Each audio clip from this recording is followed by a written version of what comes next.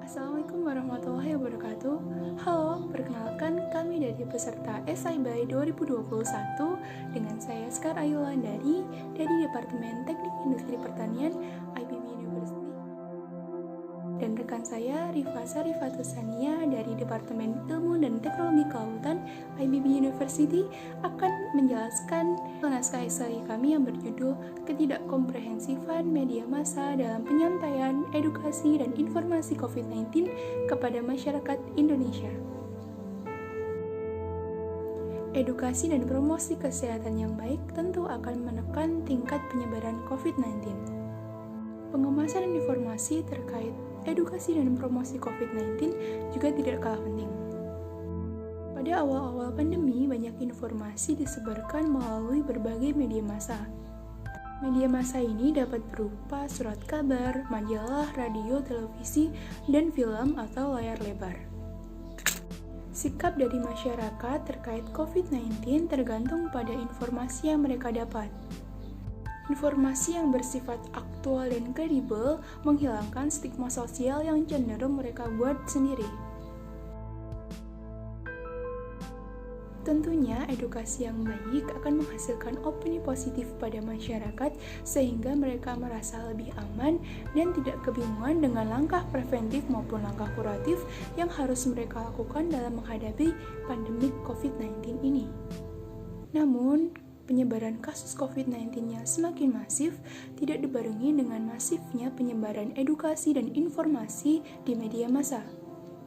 Ketidakkomprehensifan ini biasa disebut dengan kesenjangan digital atau digital divide.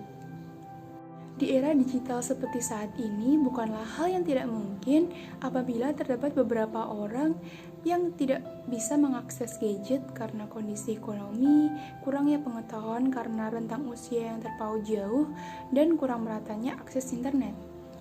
Menurut Subiakto 2013, hal ini kerap terjadi pada masyarakat rural ataupun masyarakat pedesaan karena masyarakat urban atau masyarakat perkotaan lebih dahulu mendapatkan kesempatan untuk merasakan akses internet, yaitu perkembangan teknologi informasi dan komunikasi jika dibandingkan dengan masyarakat rural ataupun masyarakat pedesaan.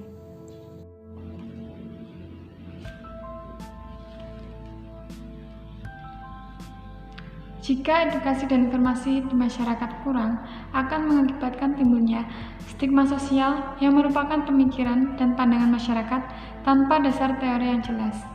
Hal ini merupakan pemicu munculnya asosiasi negatif terhadap seseorang ataupun kelompok yang memiliki penyakit tertentu dengan gejala yang mirip dengan COVID-19. Beberapa dari mereka bahkan mendapatkan perlakuan diskriminasi ataupun pelecehan status sosial karena suatu penyakit yang mereka anggap COVID-19 tanpa adanya bukti tertentu. Hal ini menyebabkan masyarakat yang memiliki gejala atau bahkan dinyatakan positif COVID-19 memilih untuk menyembunyikan hal tersebut lantaran kerap melihat adanya diskriminasi bagi orang-orang yang dianggap ataupun telah terbukti mengidap COVID-19. Karena itu, peran media massa sangat dibutuhkan dalam mengatasi pandemi ini. Kemampuan media massa untuk membuat pesan yang dapat menjangkau banyak orang memungkinkan media massa dapat mengedukasi audiens tentang bagaimana suatu penyakit dapat dihindari dan dicegah.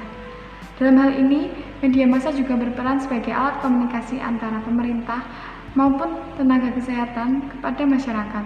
Informasi yang didapatkan dari media sosial ataupun pemberitaan daring juga seringkali tidak akurat ataupun terkesan dilebih-lebihkan. Dalam hal ini, media sosial tersebut dapat memperkeruh situasi krisis kesehatan ketika berita yang dipublikasikan lebih menonjolkan sensasi dan rasa takut kepada masyarakat. Penyebaran informasi ini tentu bukan perkara yang mudah. Pemerintah Indonesia harus memperhatikan aspek kekomprehensifan informasi yang diterima masyarakat, juga mempertimbangkan apakah informasi yang diterima telah cukup untuk menjadi bekal melawan COVID-19, atau apakah informasi ini telah tersebar merata atau hanya beberapa kalangan saja yang dapat mengaksesnya. Informasi tersebut harus sampai di seluruh kelompok kalangan masyarakat bahkan sampai masyarakat yang memiliki usia lebih tua dari generasi X. Penyebaran informasi juga harus diprioritaskan pada daerah rural yang minim akan akses internet dan komunikasi seperti daerah pedesaan ataupun daerah terpencil. Oleh karena itu, penyebaran informasi dan edukasi COVID-19 kepada masyarakat yang minim terhadap akses internet dan komunikasi harus ditingkatkan dan menjadi prioritas bagi pemerintah.